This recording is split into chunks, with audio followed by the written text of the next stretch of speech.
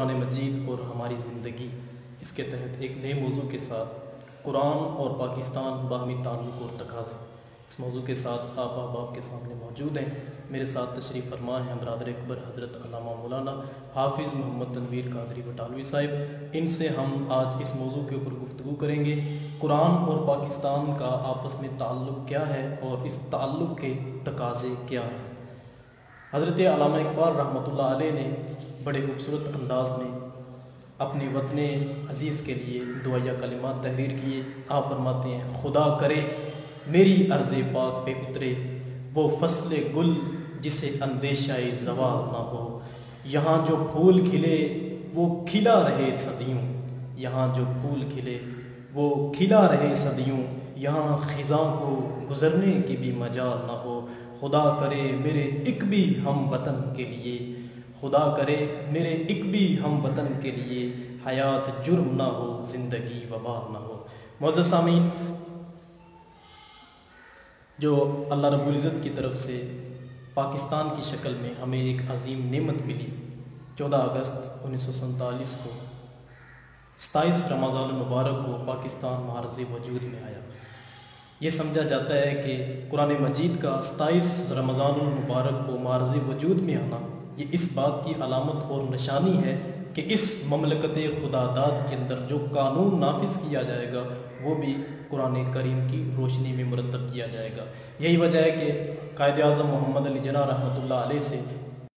پاکستان کے معرض وجود میں آنے سے قبل جب سوال کیا گیا کہ آپ جس ریاست کا مطالبہ کر رہے ہیں اس کے اندر آپ قانون کون سا نافذ کریں گے، تو آپ نے جواباً ارشاد فرمایا، ہمیں کوئی نیا قانون مرتب کرنے کی ضرورت نہیں ہے، ہمارا قانون آج سے 1400 سال پہلے معرض وجود میں آ چکا ہے۔ گویا یہ پاکستان معرض وجود میں ہی اسی لیے آیا ہے تاکہ اس کے اندر قرآن کی روشنی میں قوانین مرتب کیے جائیں۔ ہم اپنے سوالات کا سلسلہ شروع کرتے ہیں۔ سب سے پہلے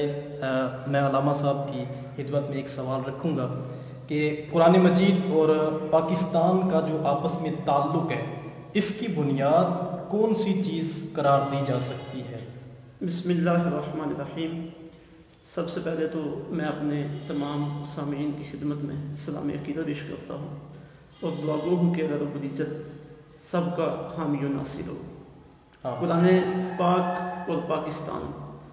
باہمی تعلق اور تقاضے آج کا جو ہمارا موضوع ہے، اس میں سب سے پہلا جو سوال ہے کہ قرآن مجید اور پاکستان کے باہمی تعلق کی بنیاد کون سی چیز ہو سکتی ہے؟ تو اس سلسلے میں یہ عرض ہے کہ بے شمار چیزیں ایسی ہیں جنہیں ہم قرآن مجید اور پاکستان کے باہمی تعلق کی بنیاد قرار دے سکتے ہیں۔ چند چیزیں میں آپ احباب کی خدمت میں رکھتا ہوں۔ سب سے پہلی بات یہ کہ قرآن مجید کا نزول اور پاکستان کا معرض وجود میں آنا، ان دونوں کی رات اور دونوں کا مہینہ اور پھر دونوں کے جو لمحات ہیں ان کے اندر بڑی گہری مناسبت ہے۔ مثلا قرآن مجید کا جو نزول ہوا اللہ رب العزت کی طرف سے، یہ رمضان المبارک کے ببرکت مہینے میں ہوا، اور جس رات قرآن مجید نازل ہوا وہ قدر کی رات تھی، یعنی لیلۃ القدر، اور جس شب قرآن مجید نازل ہوا اس شب کو ایک اور اہم مناسبت حاصل تھی، وہ تھی شب جمعہ، اور ہمارے ہاں مسلمانوں میں شب جمعہ بھی اہم مقام رکھتی ہے،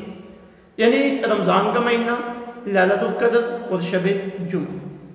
یہ 3 چیزوں کی مناسبت ہے قرآن مجید کے نزول کے ساتھ۔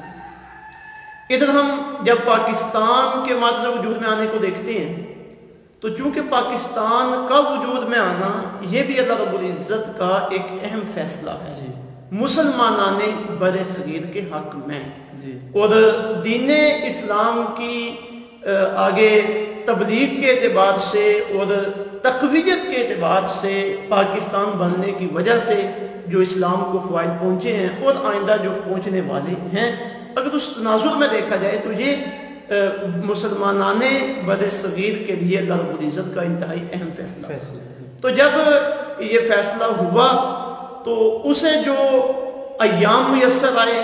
جو رات میسر آئی، بے آئی نہیں وہی مہینہ تھا، یعنی رمضان المبارک کا مہینہ جو نزول قرآن کا مہینہ، قرآن نازل ہوا تو مہینہ رمضان المبارک کا تھا۔ پاکستان معرض وجود میں آیا تو مہینہ رمضان المبارک کا تھا۔ اسی طرح قرآن مجید اترا لیلۃ القدر میں، پاکستان کے بننے کا فیصلہ ہوا لیلۃ القدر میں۔ اور تیسری مناسبت اس اعتبار سے قرآن مجید نازل ہوا شب جمعہ کو، اور رمضان پاکستان کے قیام کا فیصلہ ہوا شب جمعہ کو۔ تو یہ دیکھیے کتنی اہم مناسبت ہے قرآن مجید اور پاکستان کی۔ دوسری اگر ہم مناسبت اس اعتبار سے دیکھنا چاہیں وہ یہ کہ قرآن مجید کا نزول ہوا ہے ایک اہم مقصد کے لیے، اور قرآن مجید ایک اہم پیغام لے کے آیا ہے۔ وہ پیغام کیا ہے؟ قرآن مجید دین حق لے کے آیا، وہ دین حق جو مبنی بر عدل ہے، جو اس کائنات انسانی میں عدل اور انصاف کو قائم کرنا چاہتا ہے، اور اللہ رب العزت کی منشا اور مرضی کے مطابق ایک قانون کے تحت سارے انسانوں کو جمع کرنا چاہتا ہے۔ قرآن مجید وہ دین حق لے کے آیا ہے۔ قرآن مجید کی سورہ الفتح میں اللہ رب العزت کا ارشاد گرامی ہے، هو الذی ارسل رسولہ بالہدی ودین الحق لیظہرہ علی الدین کلہ، کہ اللہ وہ ہے جس نے اپنے رسول کو بھیجا ہدایت کے ساتھ اور دین حق کے ساتھ، تاکہ وہ اس دین کو تمام ادیان پہ غالب کر دے۔ اب یہ ہدایت کیا ہے؟ قرآن مجید ہی ہدایت ہے۔ دین حق کیا ہے؟ قرآن مجید کا بیان کردہ دین ہی دین حق ہے۔ اب یہ کیوں آیا؟ تاکہ اسے پوری دنیا پہ قائم کر دیا جائے، تمام دیگر ادیان پہ اسے غالب کر دیا جائے۔ تو قرآن مجید کا جو پیغام حق ہے، اگر بر صغیر کے اعتبار سے ہم اسے دیکھتے ہیں تو اللہ رب العزت نے اپنی منشا اور اپنی قدرت خاصہ کے تحت جو اس سرزمین کے لیے فیصلہ فرمایا وہ یہ تھا کہ اس علاقے میں جو مملکت وجود میں آئے، جس میں اللہ قرآن مجید کا جو دین حق ہے، قرآن مجید کا جو پیغام حق ہے، اسے نافذ کیا جائے، تو اللہ رب العزت نے اس کے نفاذ کے طور پہ مسلمانان بر صغیر کو یہ خوبصورت ریاست عطا فرمائی۔ یعنی قرآن مجید پیغام حق لے کے آیا اور پاکستان اس پیغام حق کو نافذ کرنے کے لیے معرض وجود میں آیا۔ اور پھر ایک تیسری مناسبت ہم یہ دیکھ سکتے ہیں کہ حضور رحمت دو عالم صلی اللہ علیہ وسلم نے قرآن مجید کا جو پیغام حق تھا اس کی بنیاد پر عرب میں مدینہ طیبہ کی ریاست قائم کی، اور اس ریاست کے قیام کے پیچھے جو محرک موجود تھا وہ دو قومی نظریہ تھا، یعنی اسلام اور کفر۔ اہل مدینہ میں سے جو مہاجرین تھے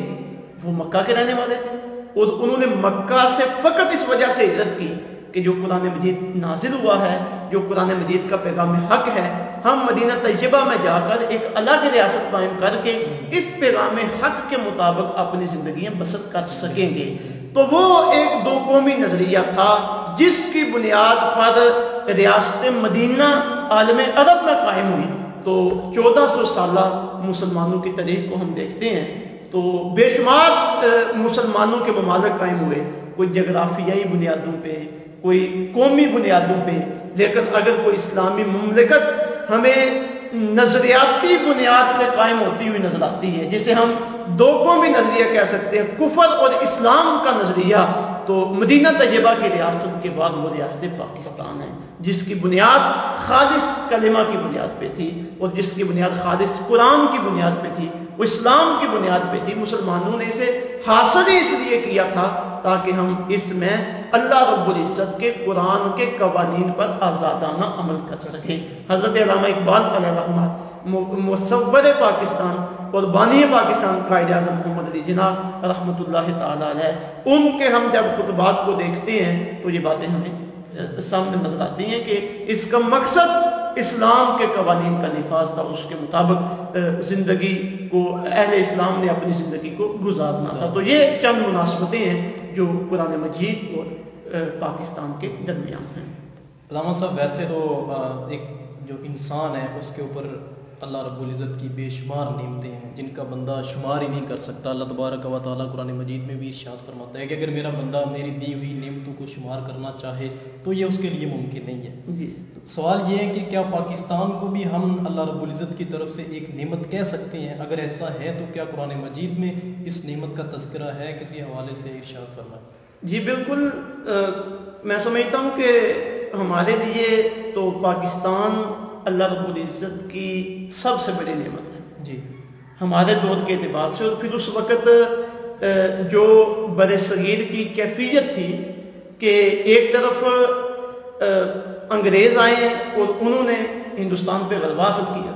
اور انہوں نے جو حکومت چھینی تھی وہ مسلمانوں سے چھینی تھی، اور دوسری طرف ہندوستان کے ہندو تھے جو تعداد میں مسلمانوں سے زیادہ تھے، یعنی ان کی اکثریت تھی۔ اب انگریزوں کے آنے سے پہلے وہ مسلمانوں کے ماتحت تھے، اور اب جو ماتحت ہوتا ہے اس کے دل کے اندر جو آقا ہے اور جو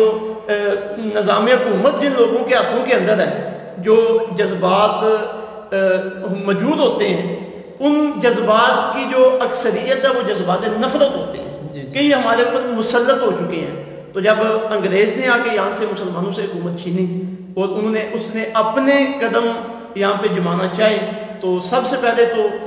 مسلمان اس کے پیش نظر تھے کہ میں نے مسلمانوں سے حکومت چھینی ہے تو کہیں مسلمان دوبارہ بیدار ہو کے یہ چھینی ہوئی حکومت واپس نہ لے لیں۔ تو ایک طرف مسلمانوں کے دشمن انگریز ہیں اور دوسری طرف جو ہندوستان کی اکثریت تھی ہندو، وہ مسلمانوں کے دشمن ہیں۔ تو اس وقت کیفیت یہ ہوا چاہتی تھی کہ انگریز اور ہندو یہ مل کر مسلمانوں کے اسلامی تشخص کو ختم کرنا چاہتے تھے، اور ان کے ارادوں میں یہ باتیں شامل تھی کہ یہاں سے بالکل اللہ نہ کرے اور اللہ کی کرم نوازی بھی ہمارے سامنے حال ہوئی کہ اسلام کا نام و نشان تک مٹا دیا جائے۔ اور قائد اعظم محمد علی جناح علیہ الرحمہ نے بھی اپنی تقریر میں اس بات کو ذکر کیا کہ اگر خدا نخواستہ اللہ نہ کرے ہم پاکستان بنانے میں ناکام ہو جاتے ہیں تو پھر اس ہندوستان میں مسلمانوں کا مستقبل تاریک ہے۔ تو یہ طرح طرح کی پریشانیاں اور مشقتیں، اور پھر جو اس وقت مسلمانوں کا استحصال کیا جا رہا تھا علمی اعتبار سے، معاشی اعتبار سے، سیاسی اعتبار سے، یہ وہ ساری چیزیں تھیں کہ اللہ رب العزت نے کرم نوازی فرمائی، ان سے ہمیں نجات عطا فرمائی اور ایک خوبصورت ملک عطا فرمایا۔ تو اس پریشانی اور مشقت کے عالم میں پاکستان کا اللہ رب العزت کی طرف سے ہمیں عطا ہونا، یہ اللہ رب العزت کی بہت بڑی نعمت ہے اور بہت بڑی کرم نوازی ہے۔ قرآن مجید سورہ الانفال کی آیت نمبر 26 میں اس حوالے سے اگر ہم دیکھیں تو ایک انتہائی اہم آیت طیبہ ہے۔ یہ آیت طیبہ در حقیقت ان اہل اسلام کے لیے ہے جو مکے سے ہجرت کر کے مدینہ طیبہ پہنچے تھے، اور جب وہ مکے میں تھے انہیں طرح طرح کی پریشانیوں اور مشکلات کا سامنا تھا۔ جب مدینہ طیبہ پہنچے وہاں ان کی الگ ریاست قائم ہوئی اور اللہ رب العزت کی کرم نوازیاں ان کے شامل حال ہوئی، تو اللہ رب العزت نے وہ حقیقت انہیں یاد دلوائی۔ تو میں سمجھتا ہوں کہ یہ آیت طیبہ اس وقت اہل مدینہ کے لیے تھی، اور چونکہ قرآن مجید کا ہر حکم اور ہر آیت قیامت تک آنے والے لوگوں کے لیے رہنما ہے، تو آج اس کے اندر اہل پاکستان کے لیے بھی بڑی واضح رہنمائی موجود ہے۔ تو ارشاد باری تعالیٰ ہے وَاذْكُرُوا إِذْ أَنْتُمْ قَلِيلٌ، یاد کرو جب تم تھوڑے تھے، مُسْتَضْعَفُونَ فِي الْأَرْضِ، زمین میں تمہیں کمزور کر دیا گیا تھا، تَخَافُونَ، تم ڈرتے تھے، يَتَخَطَّفَكُمُ النَّاسُ، کہ لوگ تمہیں اچک لیں گے، فَآوَاكُمْ، پھر اللہ رب العزت نے تمہیں پناہ عطا کی، وَأَيَّدَكُمْ بِنَصْرِهِ، اور اپنی مدد سے تمہاری تائید کی، وَرَزَقَكُمْ مِنَ الطَّيِّبَاتِ، اور اللہ نے تمہیں پاکیزہ چیزوں میں سے رزق عطا کیا، کیوں؟ لَعَلَّكُمْ تَشْكُرُونَ، تاکہ تم اس کا شکر ادا کرو۔ تو اب اسی آیت طیبہ کو اگر ہم اپنے حالات پہ لے کے آئیں تو پاکستان بننے سے پہلے کیا اہل اسلام کی یہی کیفیت نہیں تھی؟ ایک طرف انگریز، ایک طرف ہندو، اور مسلمانوں کی جو تعداد ہے وہ اس ہندو کے اعتبار سے کم، اور پھر ان کے جو منصوبے تھے مسلمانوں کے حوالے سے وہ انتہائی سخت تھے، اور وہ انتہائی پریشان کن اور نقصان پہنچانے والے تھے۔ تو اللہ رب العزت نے کرم نوازی کی، ان کے درمیان سے اللہ نے ہمیں نکالا اور ایک خوبصورت ملک عطا فرما دیا۔ تو یہ اس اعتبار سے قرآن مجید کی آیت طیبہ کے تناظر میں ہم دیکھتے ہیں تو یہ بڑا خوبصورت پیغام ہمیں ملتا ہے کہ قرآن مجید ہمارے لیے واقعی اللہ رب پاکستان ہمارے لیے واقعی اللہ رب العزت کی بہت بڑی نعمت ہے کہ انگریزوں اور ہندو سے چھٹکارا ملنے کے بعد اللہ رب العزت نے یہ پاکیزہ ریاست ہمیں عطا فرمائی۔ اس بات میں کوئی شک نہیں ہے کہ جو آزادی ہے یہ اللہ تبارک و تعالیٰ کی طرف سے واقعی ایک بہت بڑی نعمت ہے۔ علامہ صاحب اپنے اگلے سوال کی طرف بڑھتے ہیں۔ واصف علی واصف رحمۃ اللہ علیہ کا ایک قول ہے کہ پاکستان نور ہے اور نور کو زوال نہیں، آپ اس کو کس نگاہ سے دیکھتے ہیں؟ یہ بالکل واصف علی واصف صاحب علیہ رحمہ بڑا ان کا مبنی بر حکمت یہ جملہ ہے، ان کا یہ خوبصورت قول ہے۔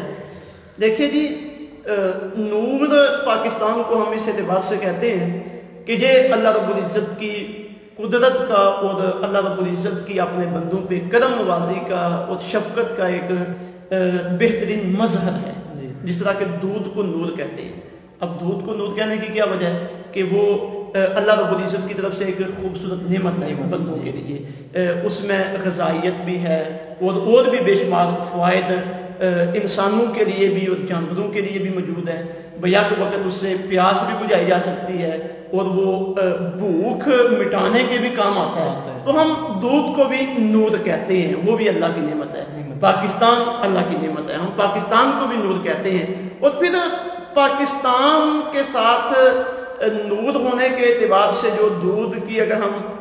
مماثلت کو دیکھیں تو قرآن مجید کی ایک انتہائی خوبصورت آیت طیبہ ہمارے سامنے آتی ہے۔ یہ آیت طیبہ سورہ النحل کی آیت نمبر 66 ہے۔ اللہ رب العزت کا ارشاد گرامی ہے، جانوروں کے اعتبار سے اور بالخصوص وہ جانور جو دودھ دینے والے ہیں اور جن کا دودھ ہم استعمال کرتے ہیں وہ کتنی بڑی نعمت ہے۔ ارشاد باری تعالیٰ وَإِنَّ لَكُمْ فِي الْأَنْعَامِ لَعِبْرَةً، بے شک تمہارے لیے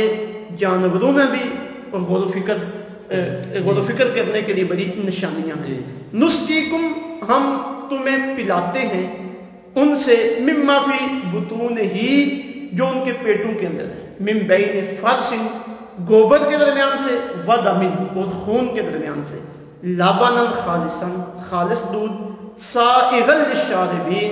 جو پینے والوں کے حلق سے آسانی کے ساتھ نیچے اتر جاتا ہے۔ اب دیکھیے اس آیت طیبہ کو اللہ رب العزت نے جانوروں کا ذکر کیا، بطور نعمت ذکر کیا، اور پھر دودھ کا ذکر کیا، بطور نعمت ذکر کیا، اور پھر ساتھ فرمایا کہ دیکھو دودھ آتا کہاں سے ہے۔ جس جگہ سے وہ دودھ آ رہا ہے ایک طرف گوبر ہے، ایک طرف خون ہے، اور اللہ کی قدرت ہے کہ گوبر اور خون کے درمیان سے اس نے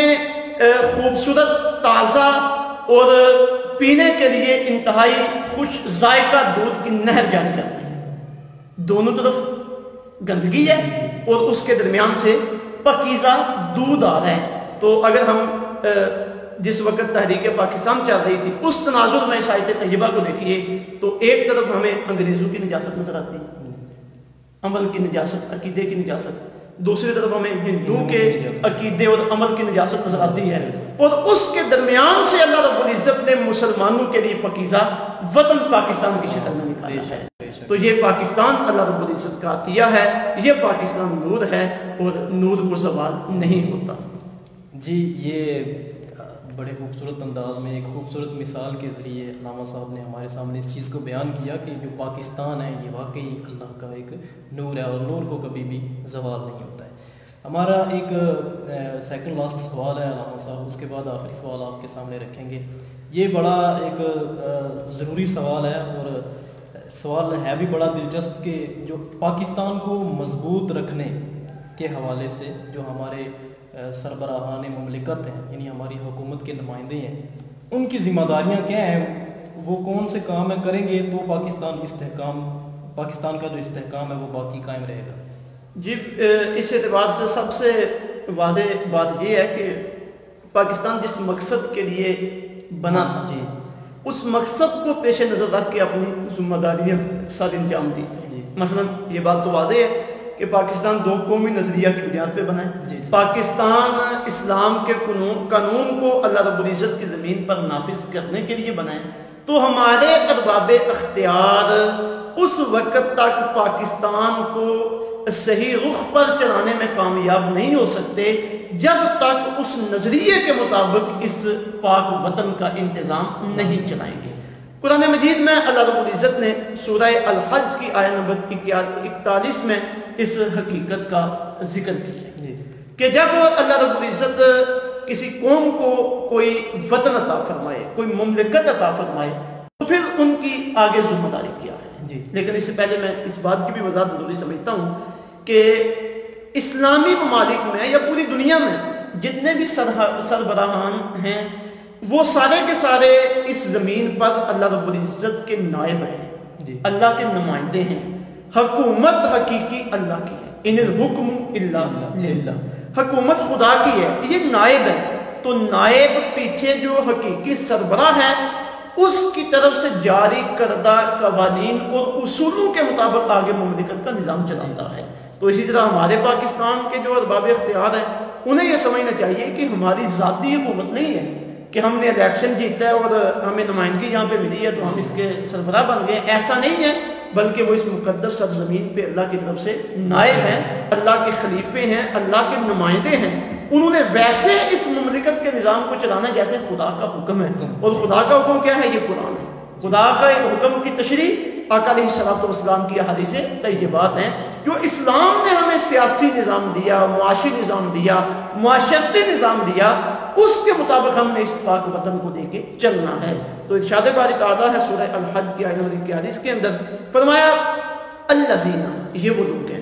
الذین ان مکناہم فی الارض، جب ہم انہیں زمین میں اقتدار عطا کریں، قوت عطا کریں، تمکن عطا کریں، تو پھر ان کی ذمہ داری کیا ہے؟ یہ حکومت حاصل کرنے کے بعد کیا کریں؟ فرمایا اقاموا الصلاۃ، نماز قائم کریں،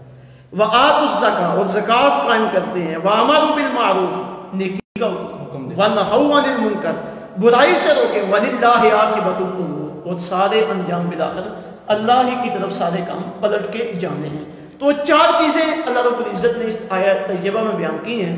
سربراہان مملکت کی جو ذمہ داری ہے، سب سے پہلے اقامت صلاۃ، دوسرا ایتاء زکوٰۃ، تیسرا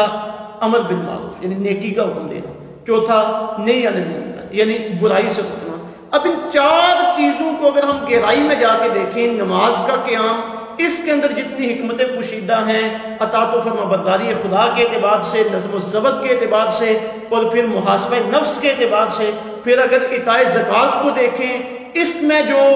کسی معاشی نظام کو مضبوط کرنے کے جو کی حکمتیں موجود ہیں اور جو فوائد اس کے اندر مضمر ہیں انہیں دیکھیں، اور پھر امر بالمعروف کو دیکھیں، نیکی کا حکم، یعنی جب حکومت امر بالمعروف کرنا شروع کر دے تو پھر یہ وطن زمینی جنت بن جائے گا۔ پھر نہی عن المنکر، جتنے بھی باطل نظریات ہیں ان کی اس ملک سے روک تھام ہو، اور پھر جتنے بھی ناجائز اور حرام کام ہیں ان کی جب روک تھام ہوگی تو تب جا کے سربراہان مملکت ان کی ذمہ داری اس پاک وطن کے اعتبار سے پوری ہوگی۔ تو آج ہم دیکھ رہے ہیں کہ نئے نئے نظریات، مثلا سیکولرزم، لبرلزم، اور پھر ان کے ساتھ ملتے جلتے جو نظریات ہیں وہ پاکستان میں آ رہے ہیں، اور پھر ان کی وجہ سے پاکستان کی بنیادوں کو ہلایا جا رہا ہے، نظریہ پاکستان کو دفن کرنے کی کوششیں کی جا رہی ہیں۔ تو میں سمجھتا ہوں اس وقت ہمارے سربراہان مملکت کی سب سے بڑی ذمہ داری ہے کہ وہ اس آیت طیبہ کو پیش نظر رکھ کے اپنے فرائض منصبی ادا کریں، اقامت صلاۃ کا نظام قائم کریں، ایتاء زکوٰۃ کا نظام قائم کریں، امر بالمعروف کا نظام قائم کریں، اور نہی عن المنکر کا نظام قائم کریں، تب جا کے اس مملکت پاک پاکستان کے اوپر، پاکستان میں ان کی جو ذمہ داریاں ہیں وہ صحیح طریقے سے ادا ہو سکیں گی اور پاکستان کو استحکام مل سکے گا۔ جی، بڑے خوبصورت انداز میں علامہ صاحب نے اس بات کے اوپر روشنی ڈالی کہ جو ارباب اختیار ہیں انہیں اپنی رائے کے مطابق اور جو ان کی نظر میں انہیں اچھا لگتا ہے حکومت چلانے کی اجازت نہیں ہے، بلکہ وہ اللہ کے نائب ہونے کی حیثیت سے احکام قرآن کو قانون کے طور پر نافذ کرنے کی کوشش کریں۔ ہماری آج کی اس نشست کا آخری سوال ہے علامہ صاحب، یہ جو آپ نے بیان فرمائی یہ تھی جو حکمران ہیں ان کی ذمہ داریاں استحکام پاکستان کے حوالے سے۔ اب اس بات کے اوپر روشنی ڈال دیں کہ استحکام پاکستان کے حوالے سے عوام کی ذمہ داریاں کیا ہیں؟ جی بالکل، جس طرح حکمرانوں کی ذمہ داریاں ہیں پاکستان کو مضبوط کرنے کے اعتبار سے، حکمرانوں سے بھی بڑھ کر عوام کی بھی ذمہ داریاں ہیں۔ تو اگر میں قرآن مجید سورہ الانفال کی آیت نمبر 26, 27, 28 اور 29 کا ترجمہ اپنے سامعین اور ناظرین کی خدمت میں پیش کر دوں تو امید ہے کہ بات کافی حد تک واضح ہو جائے گی اور پھر اپنے حالات کے ساتھ ہم اس کی تطبیق کرتے ہیں. پاکستان اللہ رب العزت کی نعمت ہے اور بہت بڑی نعمت ہے. اس کا اندازہ ان کشمیریوں سے آج ان کی کیفیت کو دیکھ کے لگایا جا سکتا ہے، یا ان لوگوں سے کہ جو مختلف ممالک میں غلامی کی زندگی بسر کرتے ہیں، جو ان پہ ظلم و ستم ہوتے ہیں اور ان پہ جو پابندیاں ہیں مذہب کے اعتبار سے،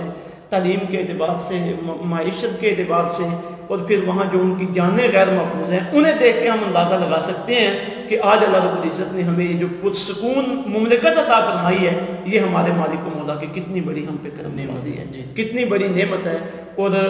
کتنا بڑا ہمارے رب کا ہم پہ احسان ہے. تو جب اللہ نے یہ احسان ہم پہ کر دی ہے تو اب ہماری اس اعتبار سے کیا ذمہ داری ہے؟ تو ارشاد باری تعالیٰ وہی پہلے وہ آیت طیبہ جو اس سے قبل پاکستان کا نعمت ہونا اس کے لیے عرض کی جا چکی ہے. ارشاد باری تعالیٰ ہے وَاذْكُرُوا إِذْ أَنْتُمْ قَلِيلٌ، یاد کرو اس وقت کو جب تم تعداد میں کم تھے، مستضعفون فی الارض، زمین میں کمزور کر دیے گئے تھے، کمزور تھے زمین میں، تخافون، تم ڈرتے رہتے تھے، ان یتخطفکم الناس، کہ لوگ تمہیں کہیں اچک نہ لیں، فآواکم، پھر اللہ کی کرم نوازی تمہارے شامل حال ہوئی تو اللہ نے تمہیں پناہ عطا کی، وَأَيَّدَكُم بِنَصْرِهِ، اور اللہ نے اپنی مدد کے ساتھ تمہاری تائید کی، وَرَزَقَكُم مِّنَ الطَّيِّبَاتِ، اور اس نے پاکیزہ چیزوں سے تمہیں رزق عطا کیا، لَعَلَّكُمْ تَشْكُرُونَ، تاکہ تم اللہ کا شکر ادا کرو. تو یہ پاکستان بھی ہمیں انہی حالات میں نصیب ہوا. سب سے پہلی بات یہاں سے یہ ملی کہ ہم اللہ کا شکر ادا کریں. جی بالکل. صرف 14 اگست کے چھوٹے بڑے پروگرام کرنا ہی اللہ کا شکر نہیں ہے، بلکہ یہاں اللہ رب العزت کی بارگاہ میں ہم نوافل ادا کرتے ہوئے اور جن لوگوں نے قربانیاں دی ہیں ان کے لیے قرآن خوانی کر کے بلندی درجات اور بخشش کی دعائیں مانگے، اور پھر سارا سال ہم اللہ رب العزت کے تشکر کے طور پہ ہی گزارے، ایک ایک لمحہ اللہ رب العزت کی بارگاہ میں شکر ادا کرتے ہوئے گزارے کہ اس مالک و مولا نے ہمیں یہ خوبصورت اور پرسکون اور پرامن وطن عطا کیا ہے. تو ایک تو یہ تقاضا ہے کہ ہم اللہ کا شکر ادا کریں، جو شکر ادا کرنے کے تقاضے ہیں ان کے ساتھ. آگے ارشاد باری تعالیٰ ہے یا ایھا الذین آمنوا، اے ایمان والو. دیکھیے نا پیچھے نعمت کا ذکر ہوا ہے اور ساتھ اس نعمت کی حفاظت کے جو تقاضے ہیں ان کا ذکر ہے. یا ایھا الذین آمنوا، اے ایمان والو، لا تخونوا اللہ والرسول، اللہ اور اللہ کے رسول کے ساتھ خیانت نہ کرو. اب دیکھیے اللہ نے ہمیں پاکستان کی شکل میں ایک نعمت بھی عطا کی اور یہ اللہ کی طرف سے ہمارے لیے امانت بھی ہے. امانت اس اعتبار سے ہے کہ اللہ نے نعمت دے کے ہمیں اللہ آزما رہا ہے کہ ہم اللہ کی نعمت کے ساتھ کیا سلوک کرتے ہیں، کیا اس کا حق بھی ادا کرتے ہیں یا نہیں کرتے ہیں. تو فرمایا اللہ اور اللہ کے رسول کے ساتھ خیانت نہ کرو. اب اس کا معنی اس اعتبار سے بھی سمجھا جا سکتا ہے کہ پاکستان میں چھوٹے آدمی سے لے کر، یعنی منصب کے اعتبار سے چھوٹے، گھر میں آدمی موجود ہے یا اپنا کوئی پرائیویٹ کام کر رہا ہے جس سے ملک کو براہ راست فائدہ پہنچ رہا ہے، یا کوئی بڑے عہدے پہ فائز ہے، تو جس کی جو ذمہ داری ہے وہ کما حقوق سے پورا کرنے کی کوشش کرے، اس میں خیانت نہ کرے، سستی اور کوتاہی کا مظاہرہ نہ کرے. یہ سستی اور کوتاہی پاکستان کے حق میں جو سستی اور کوتاہی در حقیقت اللہ کے دین کے حق میں سستی اور کوتاہی ہے، کیونکہ یہ اللہ رب العزت کی عطا کردہ ہمارے پاس نعمت ہے. آگے فرمایا وَتَخُونُوا أَمَانَاتِكُمْ، اور آپس کی جو تمہاری امانتیں ہیں ان میں بھی خیانت نہ کرو، وَأَنْتُمْ تَعْلَمُونَ، حالانکہ تم جانتے ہو، یعنی جان بوجھ کے تم خیانتیں نہ کرو. آگے فرمایا وَاعْلَمُوا، جان لو، أَنَّمَا أَمْوَالُكُمْ وَأَوْلَادُكُمْ فِتْنَةٌ، یہ تمہارے مال اور تمہاری اولادیں تمہارے لیے آزمائش ہیں. اب دیکھیے نا ذرا، جتنے بھی لوگ کرپشن میں مبتلا ہوتے ہیں، چوری، ڈاکہ زنی اور اپنے ملک کی رازوں کو فاش کرنا اور پھر ملک کو نقصان پہنچانے میں باہر کے دیگر ہمارے دشمنوں کے ایجنٹوں کے ساتھ ملنا اور پھر اپنے ملک کے ساتھ غداری کرنا، خیانت کرنا، نقصان پہنچانا، یہ سارے کے سارے کام لوگ کس لیے کرتے ہیں؟ مال کے لیے. جی بالکل. مال جمع ہوگا مکان کے لیے، گاڑی کے لیے، اپنے اولاد کے بہتر مستقبل کے لیے. تو فرمایا جا رہا ہے لوگوں مال اور اولاد سے ہوشیار رہنا، کہ ایسا نہ ہو کہ یہ تمہارے لیے خیانت کرنے کا سبب بن جائے، یہ تمہارے لیے فتنہ ہے ان سے بچ کے رہنا، اس آزمائش میں کامیاب ہونے کی کوشش کرنا، کہیں تم ان کی وجہ سے فتنے میں مبتلا نہ ہو جاؤ۔ وَأَنَّ اللَّهَ عِندَهُ أَجْرٌ عَظِيمٌ، اور بے شک جو اللہ کے پاس ہے وہ بڑا عظیم اجر ہے۔ تو تم چلتے رہو، محنت کرتے رہو، اپنے حصے کا کام کرتے رہو، اور دنیا کی نعمتیں تو تمہیں ملے ہی ملے گی، لیکن جو حقیقی نعمت ہے وہ تمہیں کہاں سے ملنے والی ہے؟ اللہ کی بارگاہ سے تمہیں اجر ملنے والا ہے۔ تو ان آیات طیبات کے تناظر میں میں اپنے باپ کی خدمت میں یہ عرض کروں گا کہ ہمیں پاکستان بنانے کے جو مقاصد تھے انہیں پیش نظر رکھ کر زندگی گزارنی چاہیے، اپنے ملک کی فلاح و بہبود کے لیے، اپنے ملک کی حفاظت کے لیے، بہتری کے لیے جہاں تک ہو سکے جتنا ہم کر سکتے ہیں ہمیں محنت کرنی چاہیے، مشقت کرنی چاہیے، اپنے ملک کو دعاؤں میں یاد رکھنا چاہیے، اور عقائد و نظریات کے اعتبار سے کوئی ایسا عقیدہ ہمیں نہیں اپنانا چاہیے جو ہمارے دو قومی نظریے کے مخالف، یعنی ہمارے عقائد و نظریات بھی اسلامی ہوں، ہمارے کام بھی اسلامی ہوں، ہماری فکر اسلامی ہو، ہمارے اعمال اسلامی